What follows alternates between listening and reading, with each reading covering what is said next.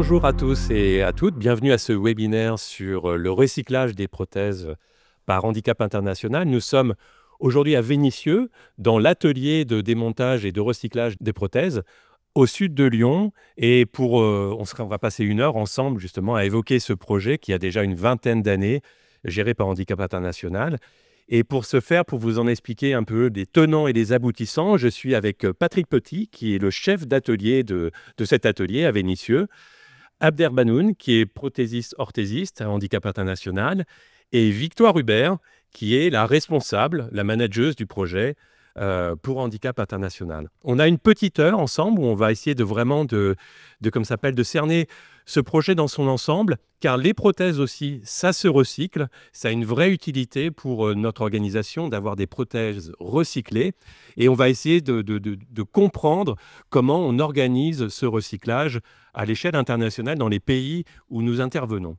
La première chose que j'ai envie d'évoquer avec toi, Abder, parce que tu es la personne qui a la plus grande longévité dans l'organisation, hein, au sein de notre petit groupe aujourd'hui, c'est la genèse du projet. Ça fait une vingtaine d'années que tu travailles à Handicap International. Tu as vu le projet démarrer. Est-ce que tu peux nous expliquer comment on en est arrivé à se recycler des prothèses? Comment on s'est organisé au début? Comment c'est né? Oui, bonjour tout le monde. En fait, cette activité, elle a commencé en 2006 au sein de notre ancien atelier à Villeurbanne, dans la rue de la Poudrette. Et à l'époque, on l'appelait atelier de la Poudrette. C'était avec Isabelle Urso, qui est toujours actuellement directrice de la réadaptation, qui avait initié. À un certain moment, on avait découvert que on envoyait, et on a été témoin, pas mal d'orthoprothésistes, Isabelle, moi-même, recevoir des conteneurs où il y a plein de prothèses en entier. Et en fait, dans la prothèse, on peut extraire que quelques composants qui sont encore réutilisables, mais il y a pas mal de matières qui restent non utilisables dans le domaine de l'appareillage orthopédique. Et voilà, et du coup, en 2006, avec l'idée d'Handicap International de démontrer ces prothèses ici en France et d'extraire les composants qui sont encore réutilisables en les reconditionnant, en contrôlant la qualité de chaque composant, de chaque vis, et on envoie sur nos terrains d'intervention des colis petits, mais avec beaucoup plus de consistance et beaucoup plus de valeur ajoutée au projet. Alors, ça a été quoi les grandes étapes historiques du projet? Le lancement, c'est 2006, vraiment la première année où on commence le recyclage des prothèses, c'est ça? En fait, on a commencé en 2005, mais en juin 2006, c'était l'inauguration officielle de l'atelier. Et là, on avait déjà quelques composants qui sont déjà dans les rayons, étaient prêts à être envoyés sur le terrain. Et depuis, de fil en aiguille, ça a grossi. En fait, l'atelier était au sein de notre entrepôt d'archivage à l'époque. C'était juste un petit coin. Donc, il n'y avait pas un espace en tant que tel c'était vraiment plutôt un lieu qu'on avait trouvé au milieu d'autre chose, en fait. Exactement, je ne vais pas dire... on occupait juste un petit coin dans cet espace. C'était combien de personnes? Il y avait 2 personnes, ensuite on est arrivé à 4-5 personnes, et quand on est revenu ici à Vénissieux en 2001, pendant la période Covid, on était 5 personnes. En 2021? Ouais. On est venu, c'est en 2021 qu'on vient à Vénissieux et qu'on ouvre cet atelier là où on se trouve aujourd'hui. Exactement. Et quel est l'intérêt d'avoir des prothèses recyclées? Parce que, bon, ça peut paraître étonnant qu'on recycle des prothèses. C'est des besoins vraiment de grande proximité, hein, des gens qui sont blessés ou qui ont vraiment eu un handicap, qui ont besoin de prothèses sur place. Qu'est-ce qu'on essaie d'atteindre comme objectif, ou quel est l'intérêt d'avoir des prothèses recyclées? L'intérêt, pour juste compléter ce que je disais avant, ici en Europe, chaque personne amputée a le droit d'avoir une nouvelle prothèse chaque 5 ans. Et du coup, ces prothèses ne sont pas, les composants ne sont pas réutilisables ici. Et de l'autre côté, sur les terrains d'intervention, les patients, les techniciens, les centres orthopédiques ont du mal à avoir ces composants de très très bonne qualité et qui coûtent cher. Et là, les besoins sur le terrain ne font que accroître. Et nous, on a essayé de valoriser un peu, soi-disant, les déchets qu'on génère ici en donnant une seconde vie à ces composants. Et ça nous permet de fabriquer des prothèses de très bonne qualité et de réduire les coûts de production sur place. Voilà. Patrick, donc c'est toi qui gères cet atelier où nous sommes aujourd'hui. C'est ici que tout se passe, sur cette grande table. Effectivement, tout se passe ici. Vous êtes au centre de l'atelier. Donc cette table donc, accueille donc, des bénévoles. Oui, normalement, il y a des outils, il y a du monde, Alors, il y a des étaux. Là, on a tout enlevé parce qu'on l'a transformé en plateau de télé. Quoi. Bien évidemment, d'habitude, c'est rempli de prothèses, de composants prothétiques. Voilà, vous avez un petit exemple sur cette table. Alors, c'est le genre d'appareil que nous recevons et que nous démontons afin de récupérer les différents composants. Alors, tu commences par quoi généralement quand tu en général, je commence par enlever l'emboîture qui fait un certain poids. Donc, pour ce faire, nous avons une petite bague ici avec 4 vis que je dévisse. Donc, à l'aide d'une clé à laine. Voilà. Donc, ensuite, cette partie donc, est enlevée. Donc, devant cette partie, donc, une emboîture. Ensuite, cette emboîture est mise de côté. Nous allons la recycler, la faire recycler. Donc, c'est un déchet pour nous.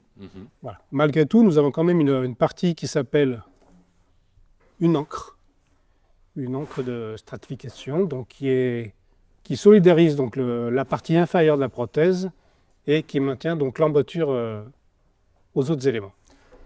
Une fois l'emboîture donc séparée, alors vous avez donc une articulation de genou. Voilà, celle-ci. Là, on voit celle-ci. Voilà, donc les genoux, donc il y a vraiment différents types, ouais. Différentes fabrications. Là, on est sur un modèle qui est déjà assez avancé ou plutôt simple. C'est un modèle assez avancé, mais qui reste simple, pour répondre à la question. Abder, sur le terrain, c'est le genre de prothèse que tu peux recevoir, avec lesquelles on peut appareiller nos bénéficiaires, ou on fait des choses en général peut-être beaucoup plus simples, plus adaptées à des pays à faible revenu, parce que c'est quand même la majorité des pays où on intervient. Exactement, ce genre de genoux sont réutilisables sur les programmes d'intervention d'AFI. Il y a d'autres composants qui ne sont pas adaptés, ce n'est pas la technologie appropriée, qui n'est pas maîtrisée par le personnel national et n'est pas aussi climatiquement ou environnementalement utilisable comme des prothèses, des genoux électroniques, etc. Et l'humidité, la poussière et tout. Alors du coup, on envoie ce qui est vraiment approprié à l'utilisation sur place. Sur place, exactement. Pour démonter une prothèse de ce type-là, il te faut combien de temps, Patrick?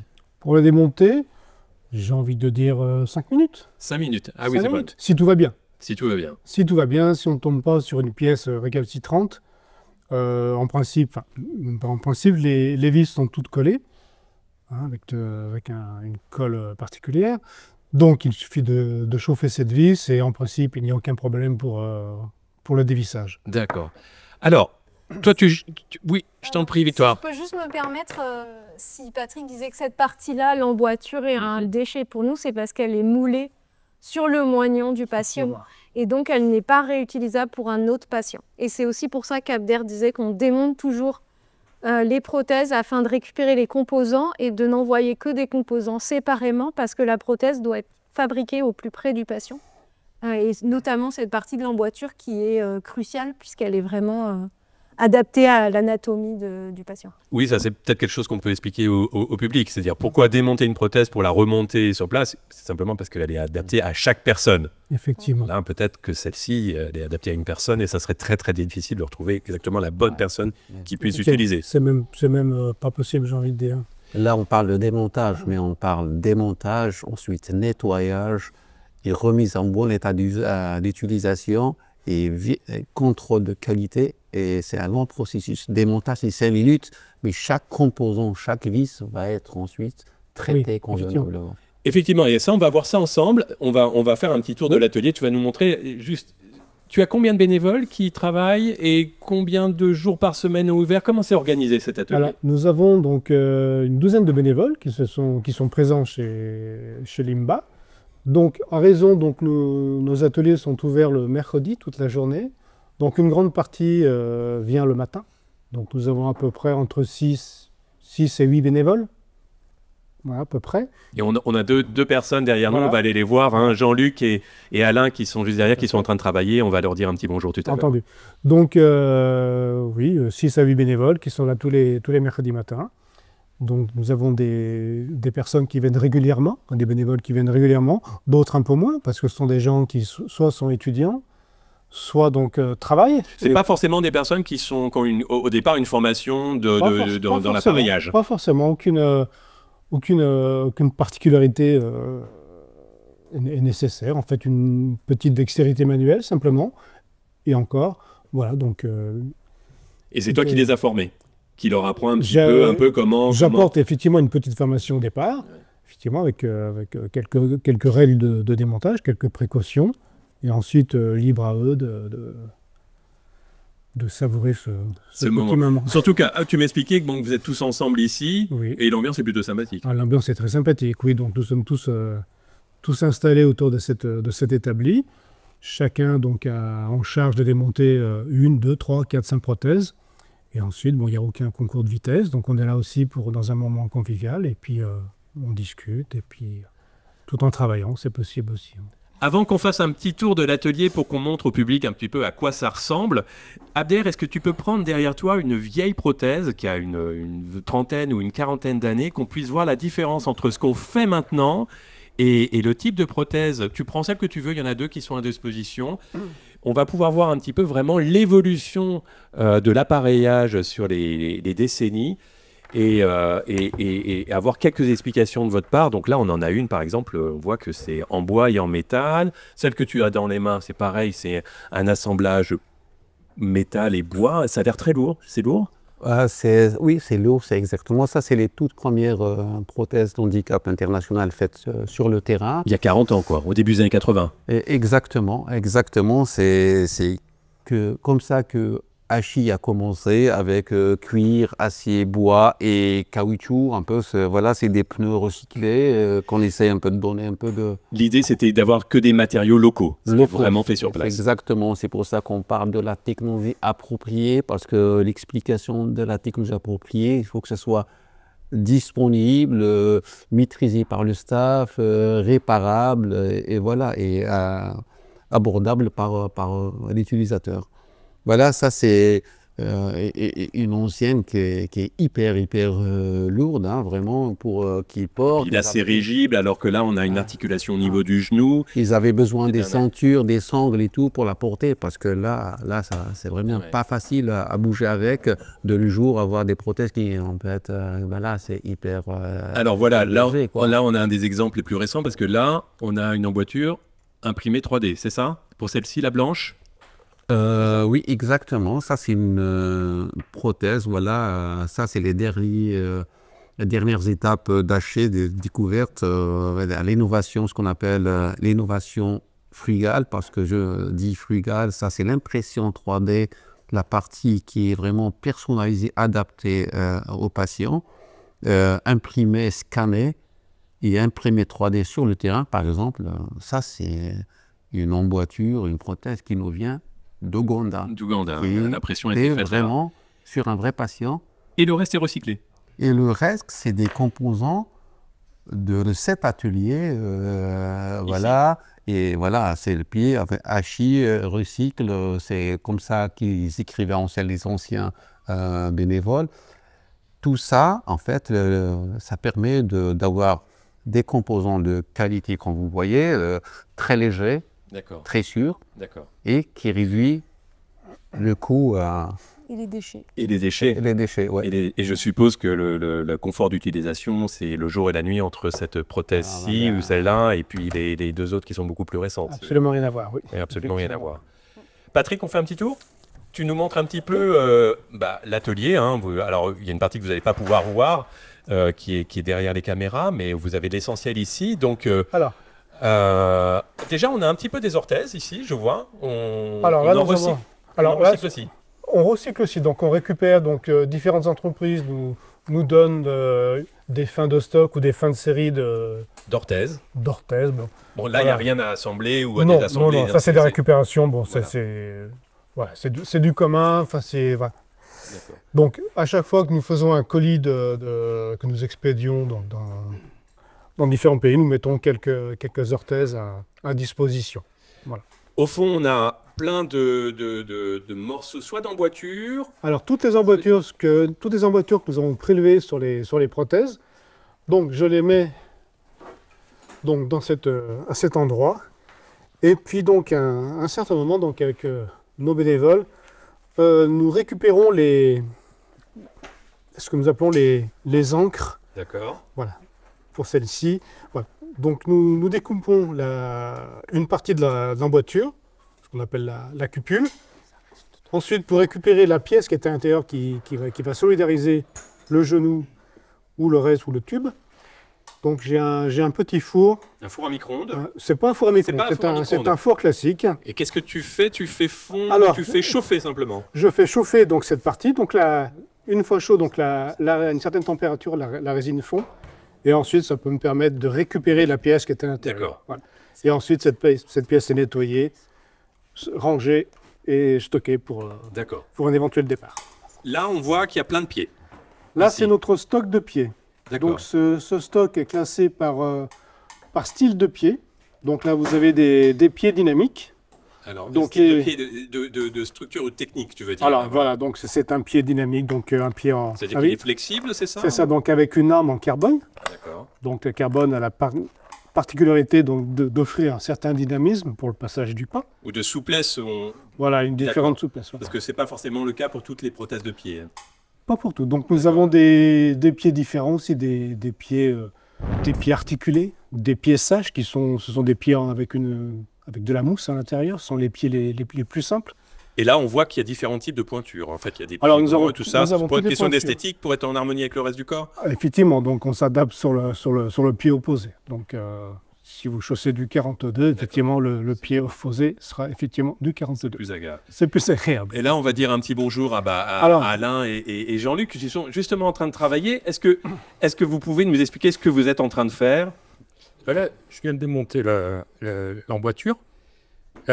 Ensuite, je vais démonter l'adaptateur, le tube, un nouvel adaptateur et le pied. Pas de difficulté? Si. Souvent, c'est collé, justement. Les vis sont collées, justement, pour éviter que ça sorte des vis au moment d'utilisation. Et donc, des fois, on force beaucoup. Mais on chauffe les vis, et après, on arrive à les dévisser. Mais bon, c'était partie du... Et là, est-ce qu'on arrive à tout récupérer ou est-ce qu'il y a une partie qui est en mauvais état, qu'on est obligé de jeter, ou il y a quoi qui perd à 99%? Il y a un tri qui est fait par ceux qui se connaissent le plus dans le domaine, par Patrick. Et puis voilà, nous on démonte. D'accord. C'est pas toujours facile. D'accord. Eh ben, bon courage. Patrick, effectivement, sur cette question, est-ce que tu as beaucoup de rebuts, de rejets, ou non? Est-ce qu'on arrive à presque tout récupérer? Alors, j'ai envie de dire, on a un très faible pourcentage de rejets en fait, hormis les emboîtures, donc ça, nous n'avons pas le choix. Mais en fait, il y a très très peu de pièces que je ne peux pas récupérer. Alors, soit ce sont des pièces qui ont été mal Assemblé? Oui, mal assemblées, mais surtout mal démontées. D'accord. En auquel cas, donc, je les mets de côté. J'essaie de repartir sur de bonnes bases en essayant des réparer ou quoi que ce soit. Si ce n'est pas le cas, donc je les mets ça passe dans une boîte de recyclage. Et voilà. D'accord. Mais Et donc là, on est sur la partie, donc tous les matériaux qu'on utilise pour le désassemblage. C'est Donc, ça. on essaie d'utiliser des matériaux respectueux de l'environnement. effectivement, Vinaigre blanc. vinaigre blanc, donc du savon noir, bon, D'accord. des éponges bien entendu.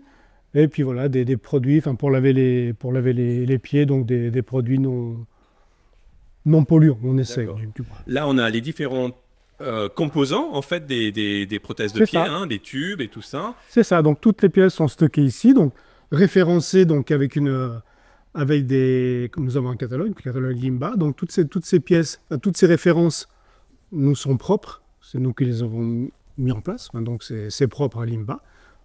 Donc on essaie de référencer le plus de pièces possible, mais on ne peut pas non plus référencer tout le nombre de composants qu'il existe.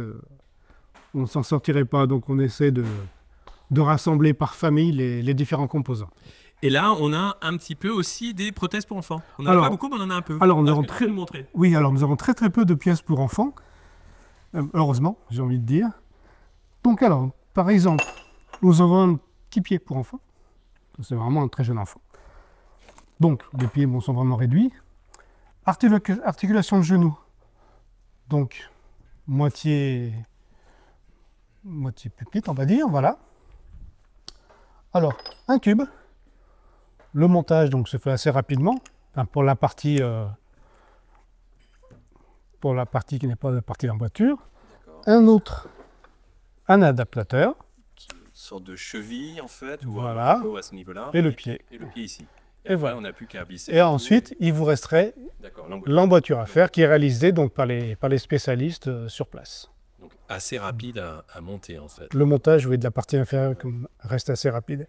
Après, il y a tout un travail d'alignement, de mise en place. Ça, c'est le travail de l'orthoprothésiste sur place.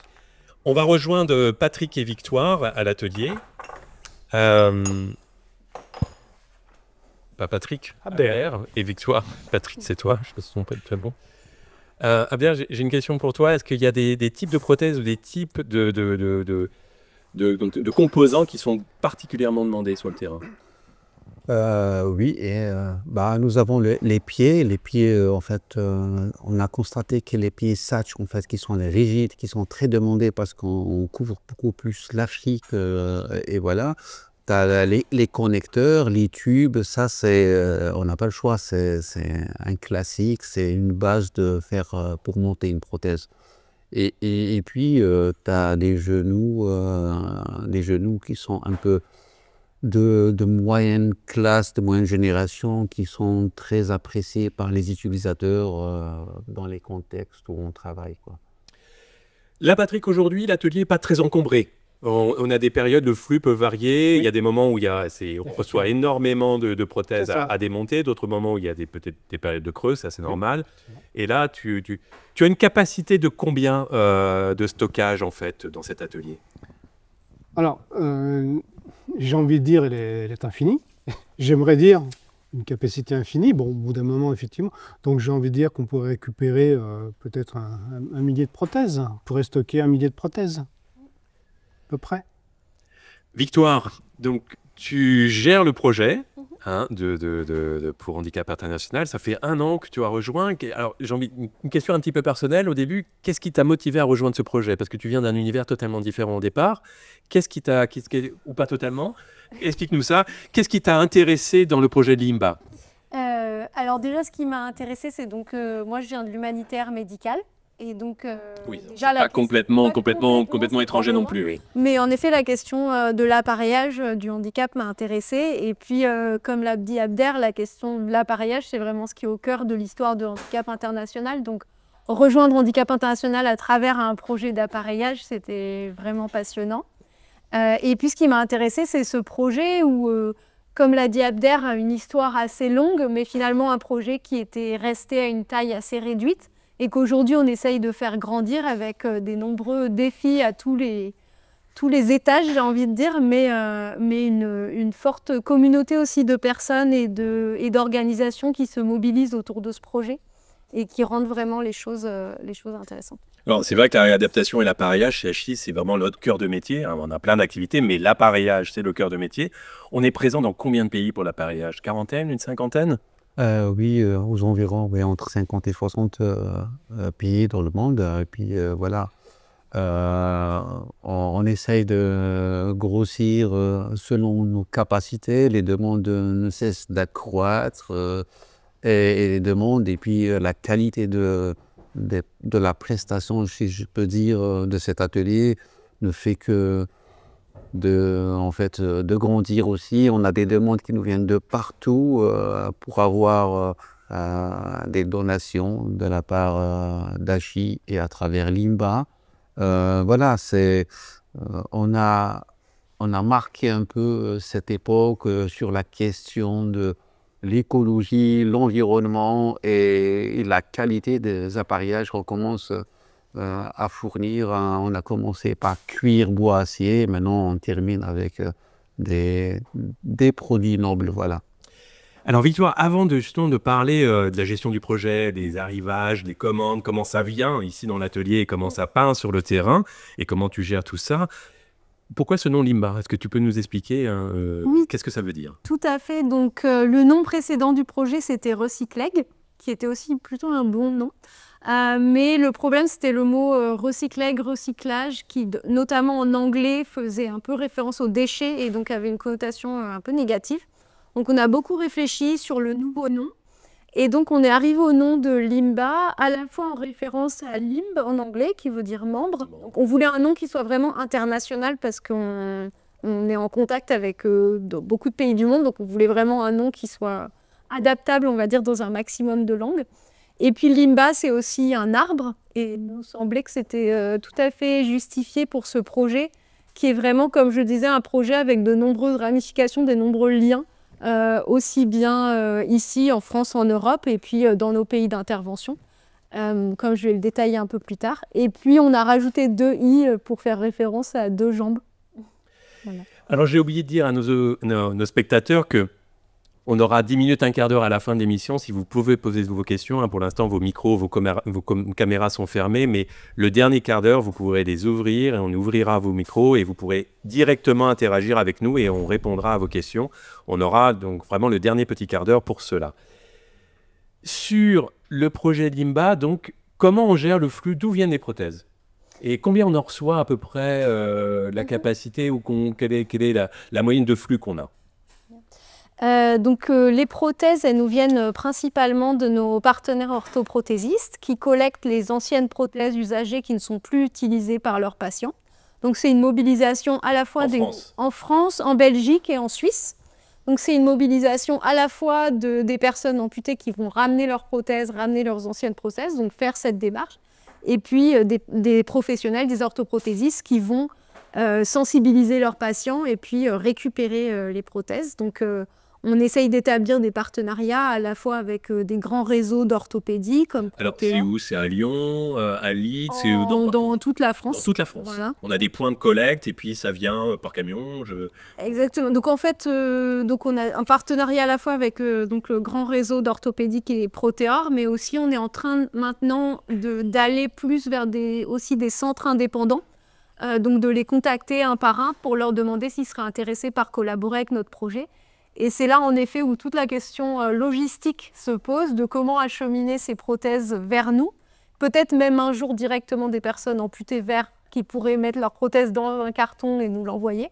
Et c'est là qu'on a besoin de partenariats en logistique pour nous aider à réaliser ces acheminements.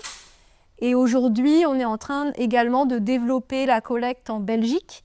Et donc là, en Belgique, on a un partenaire logistique, donc Kick and Rush, qui nous aide à structurer justement ces flux des agences d'orthopédie vers un entrepôt, vers l'atelier. Et alors, quand ça va sur le terrain, en aval, ça va dans combien de pays et dans quel pays? Alors, donc, une fois que les prothèses arrivent ici, donc on a vu un peu les étapes, démontées, les composants sont nettoyés, triés. Nous, donc, on a un catalogue, comme l'a dit Patrick, de référence de pièces. Les centres de réadaptation partenaires, donc ça peut être soit dans le cadre de projets de handicap international, soit des centres de réadaptation que Handicap International connaît bien et dont la qualité a été validée.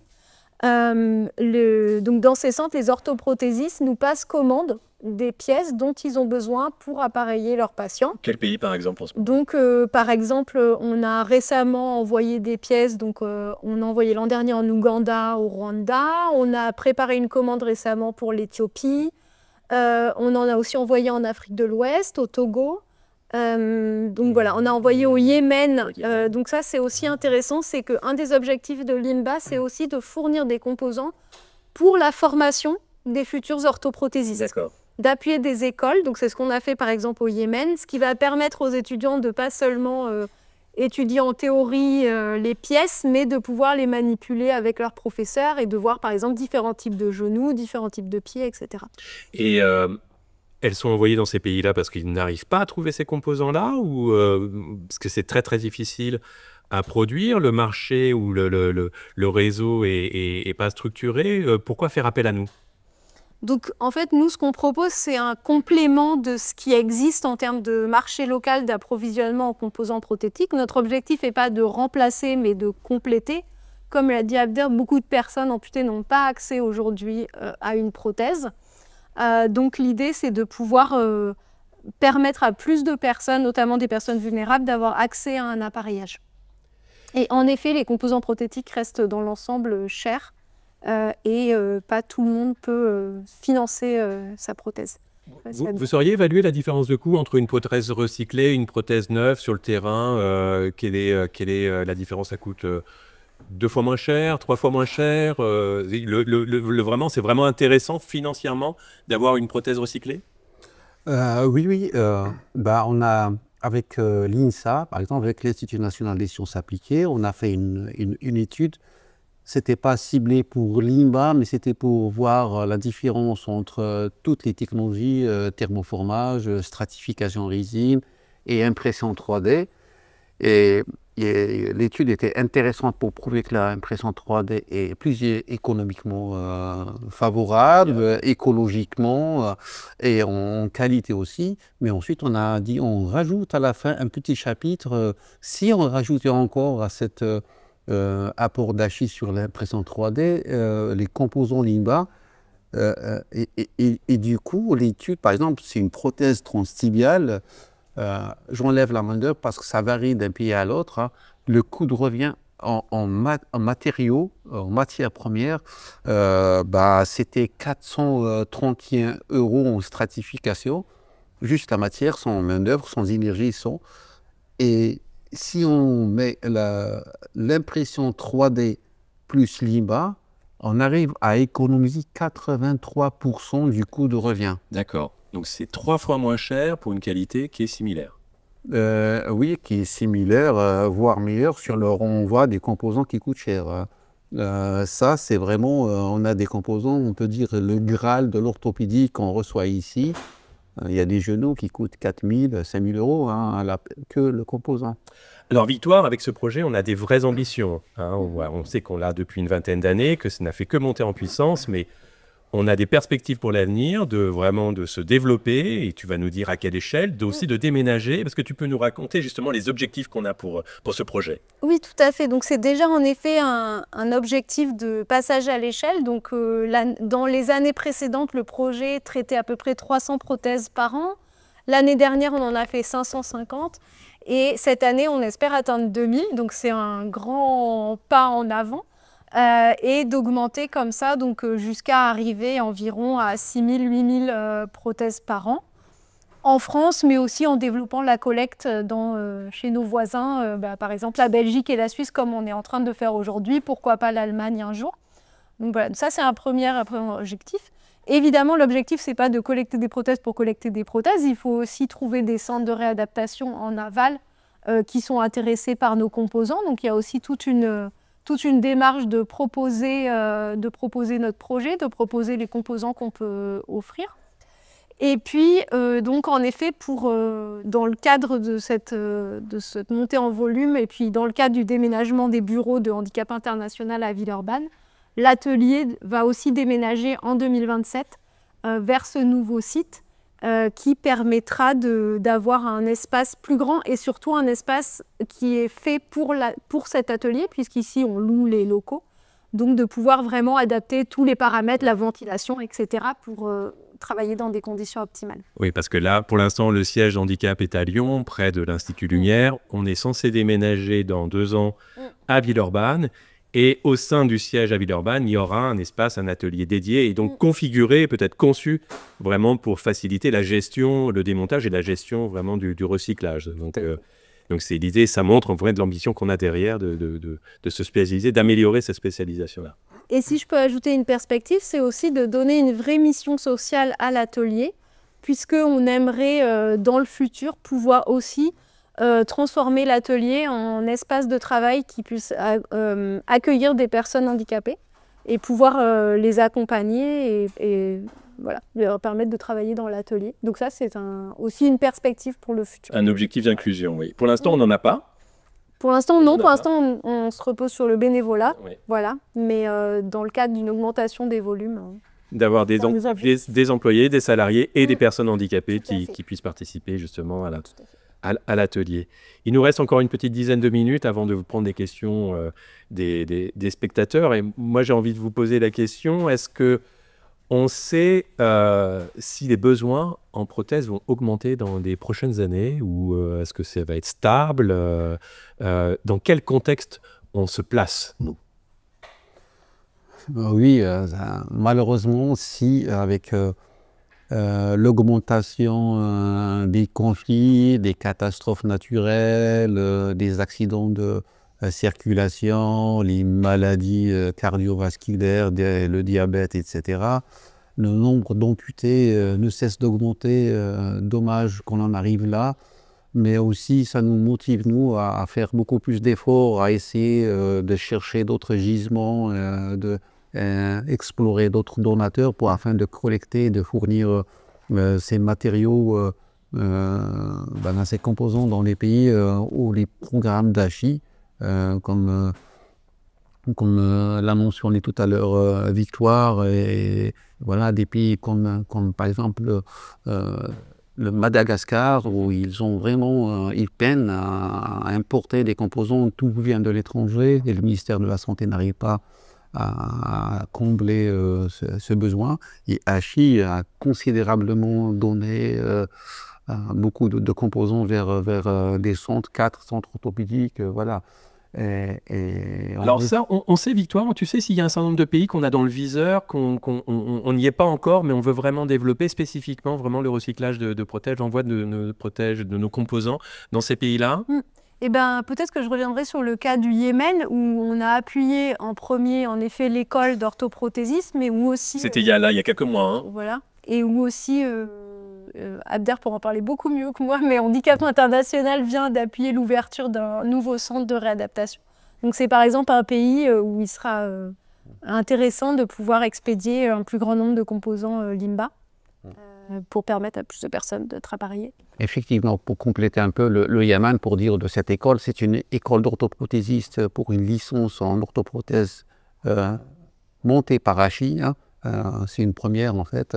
C'est ce qu'on appelle un bachelor degree en PNO au Yémen. Et là aussi, on commence on a construit un centre à Hodeïda orthopédique. Là, on est en train de construire un autre centre à Hadja au Yémen, un centre orthopédique par ACHI. Et on a incorporé dans tous les projets 3D d'ACHI, on a un au Ouganda, 2 au Rwanda, 2 en Éthiopie, le Yémen, qui sont automatiquement alimentés, fournis par les composants Limba, ce qui apporte de la qualité en réduisant les coûts de revient de la fabrication aussi. Et alors, comment ça va dans les pays? Ça va par avion? C'est des gros stocks, des grosses cargaisons ou des cargaisons plus petites? Comment on envoie dans les pays bénéficiaires? Alors, ça dépend vraiment de ce qu'on nous commande. Les tailles enfin, ça peut aller, pour l'instant en tout cas, ça va de quelques cartons à une palette. Et donc, en effet, un de nos moyens privilégiés pour envoyer des composants, c'est notre partenariat avec Aviation Sans Frontières, qui est une ONG qui a un programme qui s'appelle la messagerie médicale, dans lequel ils utilisent les vols Air France existants de passagers pour transporter du matériel médical dans la soute, ce qui permet d'envoyer des coûts très réduits, et notamment en termes de frais de douane. Donc c'est vraiment un partenariat qui est très précieux pour nous. Et puis sinon du fret classique. Donc là, on va regarder les options entre le fret aérien et le fret maritime, mais voilà, si on peut passer par Aviation Sans Frontières, on le fait. Et puis le dernier point, c'est qu'on appuie aussi régulièrement des missions soit d'orthoprothésistes, soit d'écoles d'orthoprothésistes en France qui font des missions humanitaires d'appui à des centres de réadaptation. Et dans ce cas-là, on leur fournit les composants et ils partent avec dans leur valise. Il y a d'autres structures qui font la même chose? Qui proposent le même service? Oui, donc il y a d'autres ONG avec lesquelles d'ailleurs on est en contact et en collaboration. Donc il y a NAV Solidaire qui est une ONG française qui est basée en Normandie, qui utilise les voiliers qui partent au Sénégal et en Gambie pour acheminer des composants. Et puis il y a 2 autres ONG importantes en Angleterre et aux États-Unis également. Donc on n'est pas si nombreux sur ce créneau-là. Et quelle est la plus-value d'ACHI? Qu'est-ce que nous, on fait vraiment qui nous distingue? Et bah, pour moi, la plus-value de Hachi, c'est vraiment sa présence dans de nombreux pays, Corrèze Abdel, le réseau de Hachi, la présence d'experts en réadaptation sur place, la connaissance des structures dans le pays, de leur qualité de prise en charge, etc. Donc ça, c'est vraiment une valeur ajoutée. On n'envoie pas juste des composants, on essaye vraiment de les envoyer aux endroits où ils seront les plus efficaces et puis les mieux utilisés en termes de qualité de soins au global. Qu'est-ce qui est important pour toi en tant que manageuse de ce projet de développer dans les prochains mois justement pour qu'on monte en puissance comme tu nous l'expliquais précédemment? Et ben donc c'est à la fois l'amont, donc le développement des partenariats pour collecter le plus grand nombre de prothèses possible, le développement de partenariats dans le domaine de la logistique, comme je le disais, pour nous permettre d'acheminer les prothèses le plus facilement possible jusqu'ici. Et puis de l'autre côté, en aval, donc notamment avec Abder, on essaye de travailler pour identifier les prochains projets qui auront besoin de composants, les prochains centres qui auront besoin de composants. Et j'ai envie de dire que chaque centre, chaque nouveau pays, c'est des longues discussions pour comprendre comment fonctionne le pays, quel est l'approvisionnement en composants prothétiques et comment nos composants peuvent s'insérer finalement dans un système existant sans le perturber, mais en l'améliorant. Donc ça demande pas mal de travail en amont finalement. Oui, parce que comme tu me l'expliquais en aparté, avant l'émission, nous, notre objectif, c'est de développer les ressources locales, hein, la production locale, et donc le recyclage arrive en complément, un complément important, mais on ne veut pas perturber le marché local de la prothèse et des ressources locales. Tout à fait. Exactement. On arrive à la fin de cette conversation qu'on a eue tous les quatre pendant 3 quarts d'heure, et il nous reste un petit quart d'heure justement pour prendre des questions du public, si vous en avez. En attendant que votre question arrive, quelque chose à rajouter, peut-être un élément qu'on n'aurait pas évoqué qui vous semble important de rajouter pendant... Un petit témoignage Un petit témoignage du Rwanda. Oui. Du Banda ou ailleurs, dis-nous. Par exemple, on a actuellement des réfugiés qui sont en train d'utiliser des prothèses imprimées 3D au Rwanda et en Ouganda, et ces prothèses sont montées avec des composants recyclés, au Limba. Et actuellement, ça donne vraiment des une bons résultats. Exactement. Donc, l'emboîture est imprimée 3D au Rwanda ou en Ouganda. Ouais, sur place. Et sur place. Sur place, oui. Et Ils sont scannés sur place, imprimés et montés avec des composants Limba. D'accord. Voilà. Très Peut-être une intéressant. petite précision qu'on n'a pas faite, qui pour moi, avant de travailler pour le projet, n'était pas forcément claire. Donc dans le cadre de l'impression 3D, le moignon du patient est scanné, ce qui permet d'imprimer directement et donc de réduire les déchets, parce que dans la méthode plus traditionnelle, conventionnelle, c'est des moulages en plâtre en fait, qui permettent de fabriquer l'emboîture. Et c'est pour ça qu'on disait que l'impression 3D permet aussi de réduire les déchets de ce côté-là, parce que tous ces moulages en plâtre n'ont pas d'utilité une fois que l'emboîture a été fabriquée. Voilà. C'est très clair. Alors, est-ce qu'on peut prendre les questions du public ? Pourquoi les prothèses ne peuvent-elles pas être utilisées ou en France ou en Europe ? Alors, je vous laisse les spécialistes, mais je pense qu'elles le peuvent, mais... Alors, en théorie, oui. C'est plus une question de législation, en fait. Il faudrait mettre en place un circuit de reconditionnement en France. Ah oui, qui n'existe pas comme les bouteilles en verre ou autre chose comme ça. Pour que les prothèses soient... pour faire exactement ce qu'on fait nous, mais à destination du marché européen, et où les gens pourraient avoir accès à des composants reconditionnés de seconde main. Ça viendra peut-être. C'est un peu dans l'air du temps, mais pour l'instant, c'est pas... Pour le moment, en fait, ces composants sont personnalisés. En fait, chaque composant est scanné et mis sur un patient. Alors, dit que son code, on n'utilise qu'une fois en Europe, sinon, ça risque de créer des litiges au niveau de la législation. Il y a des chantiers dans le futur qu'on pourra réutiliser ça en Europe, mais ce n'est pas encore gagné. Hein. Ok, donc la réponse est plus parce que le circuit de recyclage intra-européen n'est pas organisé, en fait, voilà, à l'heure actuelle. D'autres questions ? Est-ce que les orteils et les béquilles nous intéressent ? Question. Malheureusement, non. Les orthèses, c'est principalement parce qu'il y a un peu 2 types d'orthèses. Il y a à la fois tout ce qui est attelle, qui est fabriqué en série, Et nous, on n'a pas la capacité ici de les désinfecter, ça a quand même été en contact directement avec la peau du patient, de les désinfecter, de vérifier que l'élasticité, etc. est encore bonne. Donc, on ne les récupère pas. Il y a des entreprises qui le font déjà en France, d'ailleurs, qui récupèrent les attelles. Et après, tout ce qui est corsé, etc., c'est des orthèses qui sont moulées sur le patient. Et donc là, on va se retrouver avec le même problème qu'avec les emboîtures, où il faudrait refondre le plastique. Enfin, c'est vraiment un autre processus qui est vraiment trop complexe. Et les béquilles, non, car elles sont souvent déjà accessibles, je pense. Oui, ensuite. Ça n'a pas de plus-value, en fait. Non, il y a des boîtes qui sont spécialisées à ça parce que c'est volumineux comme les fauteuils roulants. Ah oui, oui. Il y a des initiatives en France qui font un peu le reconditionnement des béquilles des fauteuils roulants et les envoient ensuite, soit sont vendus parce que les fauteuils roulants sont remboursés ici en France comme seconde main. Et puis, les béquilles aussi qui sont envoyées sur le terrain. Mais nous, on le faisait avant, mais c'est très fragile, ça prend du volume, ça voyage très mal. Donc difficile pour les orthèses et les béquilles. D'autres questions de la part du public? Un peu plus sur le calendrier, sur les perspectives justement, sur l'inclusion des personnes handicapées dans... Donc, on l'envisage à partir de la moitié de 2026-2027. Ça va dépendre en fait du volume de l'atelier, puisque aujourd'hui, on arrive à finalement traiter le volume qui nous arrive sur un système de bénévolat, et donc ce serait une évolution du projet vers des personnes employées, salariées. Donc voilà, donc plutôt moitié de 2026, on va dire. Voilà, moitié 2026. Une autre question, Pierre? Alors, quel moyen de transport pour nous convoyer des prothèses? Oui, donc merci beaucoup à cette question, et merci beaucoup à Proteor surtout.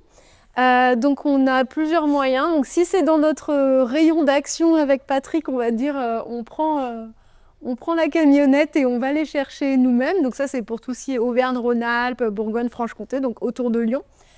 Et puis sinon, pour ce qui est de Proteor, on a notamment via Aviation Sans Frontières, qui a un partenariat avec le transporteur Astre, qui va nous permettre de transporter des palettes gratuitement du centre de Proteor Carqueiranne jusqu'à l'atelier de Vénissieux. Pour l'instant, ce qui nous manque, c'est surtout un partenariat pour le transport de plus petits volumes, pas une palette, mais les centres qui sont plus petits que Proteor et qui ont peut-être juste 2-3 cartons de prothèses à nous envoyer. C'est plus sur cette question-là qu'on est en train de travailler aujourd'hui. Une autre question peut-être? On a encore quelques minutes ensemble. Est-ce qu'il y a un volume et un quota minimum pour le transport? Il faut nous contacter et on trouvera une solution logistique adaptée en fonction de si c'est une palette, quelques colis, d'où ça vient. Donc voilà, on arrive à trouver des solutions quand même. On se débrouille. Voilà. Mais pas d'autres questions. Pas d'autres questions. Ben, écoutez, on peut se dire au revoir. On vous remercie. Moi, Patrick, Abder et Victoire, on vous remercie tous d'avoir participé à ce webinaire sur le cyclage des prothèses. Et on vous souhaite une bonne journée et on espère vous revoir pour un autre webinaire. Voilà, bonne journée et à très bientôt.